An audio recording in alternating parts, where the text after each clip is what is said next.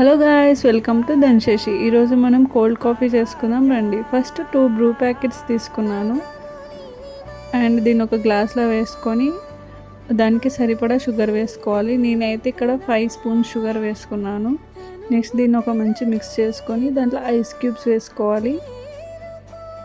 Ice cubes వేసాక మంచిగా ఒకసారి కలుపుకొని, మా దగ్గర ఈ విస్కర్ ఉందన్నమాట, ఆ విస్కర్తో మంచిగా బీట్ చేసుకున్నాము. నెక్స్ట్ ఒక గ్లాస్లో చాక్లెట్ సిరప్ వేసి దాంట్లో మనం ఫస్ట్ విస్క్ చేసుకున్న కాఫీ పొడి కూడా కాఫీది వేసుకొని దాంట్లో మిల్క్ అండ్ ఐస్ వేసుకొని మంచిగా స్టిర్ చేసుకోవాలి.